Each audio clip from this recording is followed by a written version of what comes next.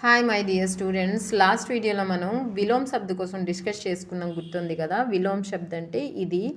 Okay, తర్వాత before వీడియోలో పర్యాయవాచి శబ్ద కోసం డిస్కస్ చేసుకున్నాం కదా. సో రెండిట్లో కూడా ఒక కామన్ ఇది ఉంది, వాక్య ప్రయోగ్. వాక్య ప్రయోగ్ అంటే ఏంటి, అది ఈరోజు మనం వాక్య ప్రయోగ్ చూడబోతున్నాం. ఓకేనా, వాక్య ప్రయోగ్ ఏంటి, ఎలా వాక్య ప్రయోగ్ చేయాలి. ఫస్ట్ ఆఫ్ ఆల్ ఇది మనము ఒకసారి రీడ్ చేస్తే కనుక దీని యొక్క మీనింగ్ ఏంటో తెలుసుకుందాం. ఏక్ శబ్ద కా విలోమ్ శబ్ద లిఖియే. ఇప్పుడు ఇక్కడ 2 వర్డ్స్ ఉన్నాయి కదా. సో ఒక్కొక్క వర్డ్ యొక్క విలోమ్ శబ్ద రాయాలి, అంటే ఆపోజిట్స్ రాయాలి. ఆర్ ఉస్కా వాక్య ప్రయోగ్ కీజీ. ఏదైతే ఆపోజిట్ రాసామో దాని యొక్క వాక్య ప్రయోగం అంటే సెంటెన్స్ తయారు చేయాలి. ఈ వర్డ్స్తో సెంటెన్స్ తయారు చేయకూడదు.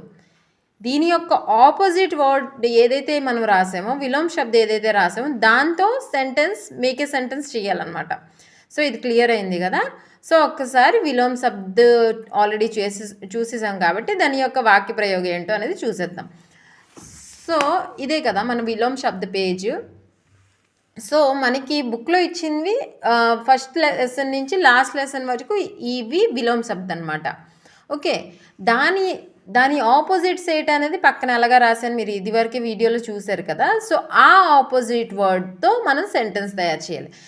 మరో విషయం ఏంటంటే నాన్న, ఎప్పుడు కూడా మనం సెంటెన్స్ ఎంత చిన్నగా తయారు చేస్తే మనకి అంత మంచిది. ఎందుకంటే మనకి లాంగ్వేజ్ సబ్జెక్ట్లో గ్రిప్ లేనప్పుడు మ్యాక్సిమం చిన్న సెంటెన్స్ తయారు చేయాలి. ఒకవేళ పెద్ద సెంటెన్స్ తయారు చేసామనుకోండి, అందులో మిస్టేక్స్ వస్తాయి. ఇప్పుడు చిన్న సెంటెన్స్ తయారు చేసినా ఆ 1/2 మార్క్కి పడుతుంది, 1 మార్క్ పడుతుంది. లేదా పెద్ద సెంటెన్స్ తయారు చేసినా ఆ 1 మార్క్కి పడుతుంది. కానీ పెద్ద సెంటెన్స్ తయారు చేసినప్పుడు మిస్టేక్స్ ఎక్కువ రావడం చేత మనకి ఆ 1 మార్క్ నుంచి 1/2 మార్క్ తీయడం జరుగుతుంది.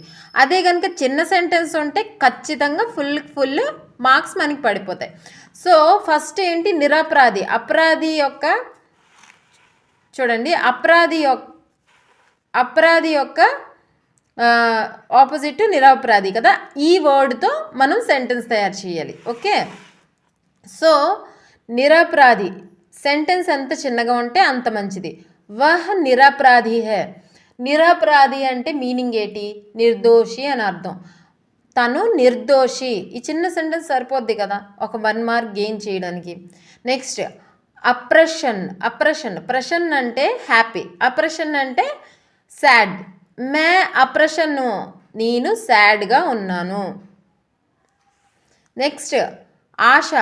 మనం దేనిపైనైనా హోప్ పెట్టుకుంటాం కదా, సో దాన్ని ఆశ అంటారు. ఆశ మత్ చూడో. ఎప్పుడు కూడా మనం హోప్ పెట్టుకుంటాం, మనం మంచి మార్కులు తెచ్చుకోలేము. సమ్ టైమ్స్ మనం లూజ్ చేసేస్తాం, 8 మార్క్స్ వస్తాయి. సో ఎప్పుడు కూడా హోప్ వదులుకోవద్దు. ఆశ మత్ చూడో దీని యొక్క మీనింగ్. మోహ, అతిగా మోహం పడకూడదు. మోహ్ కా త్యాగ్ కరో.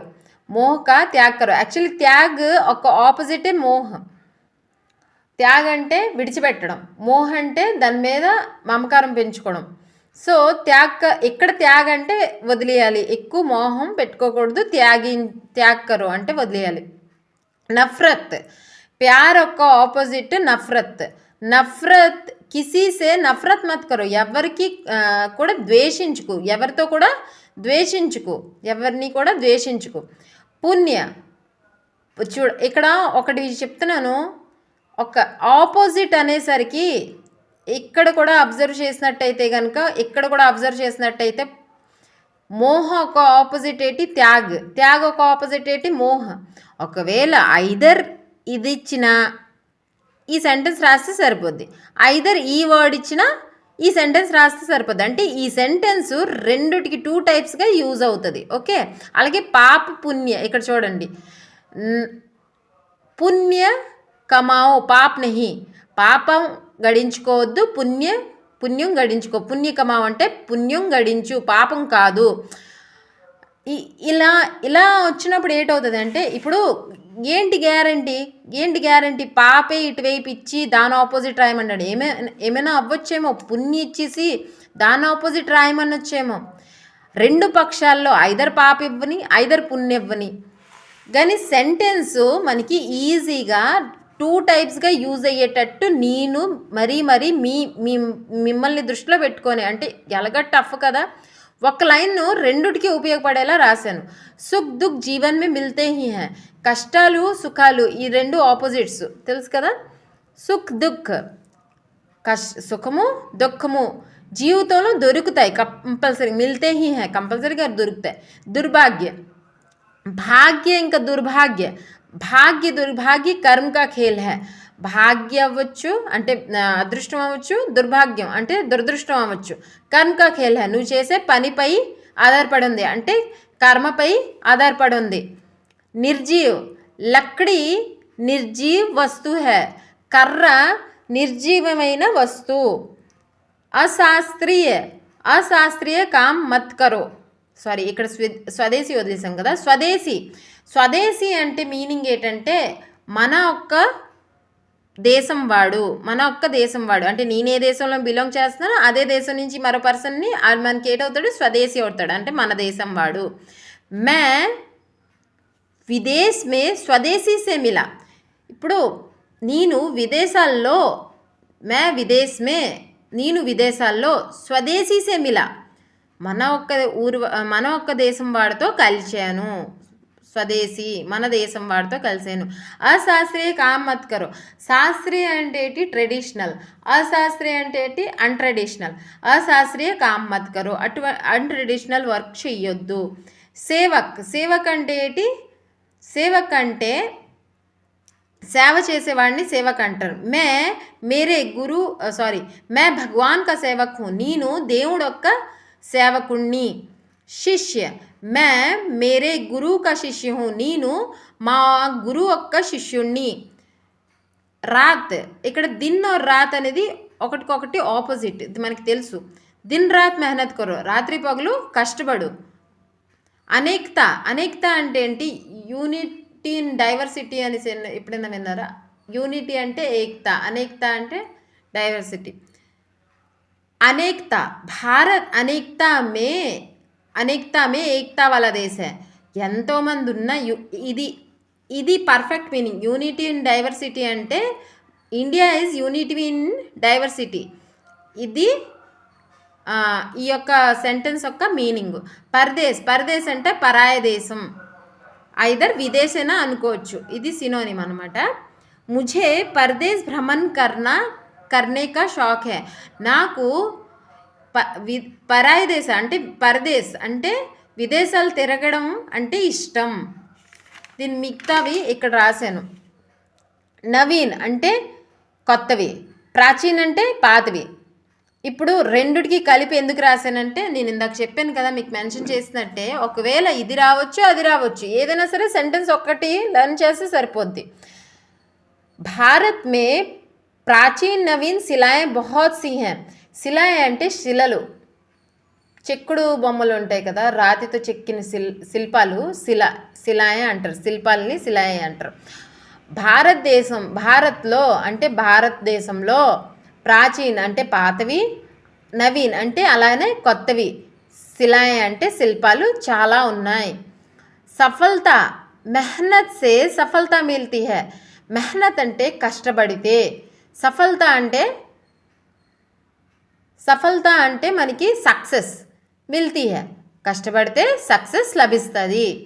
అవిశ్వాస్ ఇక్కడ చూడండి, అవిశ్వాస్ రెండు కూడా ఆపోజిట్స్ అన్నమాట, కానీ రెండు ఒకే సెంటెన్స్లో మీకోసం నేను తెచ్చాను. భగవాన్ పర్ విశ్వాస్ రఖో, అవిశ్వాస్ నహి. దేవుడిపై నమ్మకం, విశ్వాస్ అంటే ఏంటి నమ్మకం, దేవుడిపై నమ్మకం ఉంచు, అపనమ్మకం కాదు అంటే అవిశ్వాస్ నహి. పరాజయ్ విజయ్ యొక్క ఆపోజిట్, మీకు ఇది తెలుసు. విజయ్ और పరాజయ్ యుద్ధ కే భాగ్ హై. గెలవడం అంటే విజయ్, పరాజయ్ అంటే ఓటమి. యుద్ధం యొక్క రెండు పార్ట్లు, ఎవరైనా సరే గెలవచ్చు ఐదర్ ఓడిపోవచ్చు. అప్రసిద్ధ ఇన్సాన్ ప్రసిద్ధ హో యా అప్రసిద్ధ సభీ కా సమ్మాన్ కరో. ఒక పర్సన్ అనేవాడు ఫేమస్ అవ్వచ్చు, ప్రసిద్ధ అంటే ఫేమస్, అప్రసిద్ధ అంటే ఫేమస్ లేనివాడు. సో ఒక పర్సన్ అనేవాడు ప్రసిద్ధ అవ్వచ్చు, ఫేమేబుల్ అవ్వచ్చు, ఐదర్ అన్ఫేమేబుల్ అవ్వచ్చు, కానీ రెస్పెక్ట్స్ అందరికీ రెస్పెక్ట్ ఇవ్వు, సన్మాన్ కరో అంటే అందరికీ రెస్పెక్ట్తో చూడు.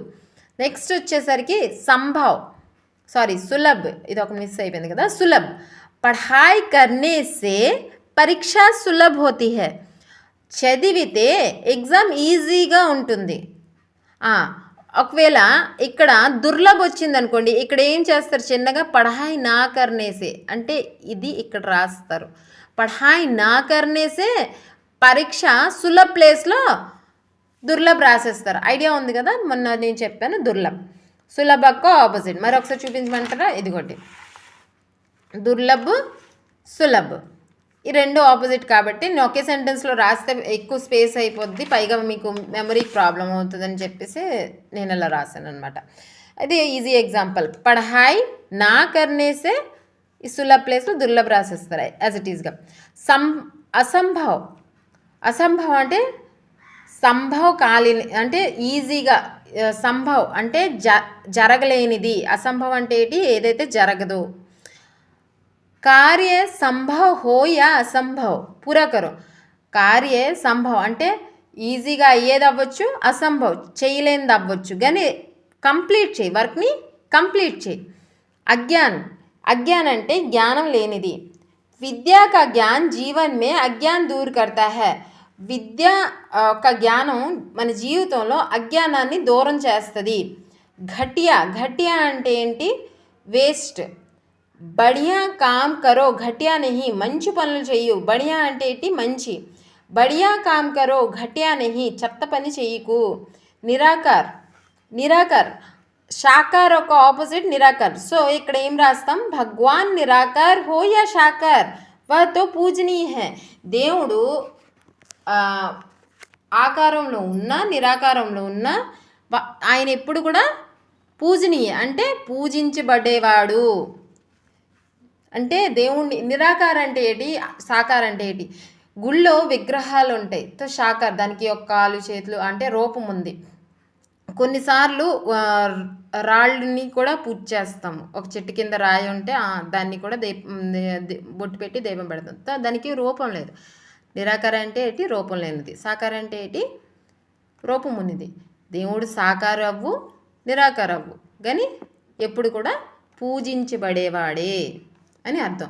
సో సెంటెన్స్ చూడండి, మ్యాక్సిమం నేను మీకోసం స్పెసిఫిక్గా మీకోసం, ఎందుకంటే మీరు హిందీలో అంత ఇబ్బంది పడతారు కాబట్టి మెయిన్ వర్డ్స్ కాకుండా చిన్నవే ఎక్స్ట్రా సెంటెన్స్లు చిన్నవి ఇచ్చారు. లెందీ ఇచ్చామనుకోండి మార్క్స్ గెయినింగ్కి కష్టం ఉంటుంది కాబట్టి. సో స్టూడెంట్స్ మంచిగా చదువుకోండి. వీడియో మీకు ఉపయోగపడిందని అనుకుంటున్నాను. అలాగే మీరు మీ ఫ్రెండ్స్కి కూడా షేర్ చేయండి, ఎవరైతే హిందీలో ఇబ్బంది పడుతున్నారో ప్రతి ఒక్కరికి కూడా ఇది ఉపయోగపడుతుందని నేను అనుకుంటున్నాను. ఓకేనా ఫ్రెండ్స్, నెక్స్ట్ వీడియోలో కలిసేంత వరకు బాయ్.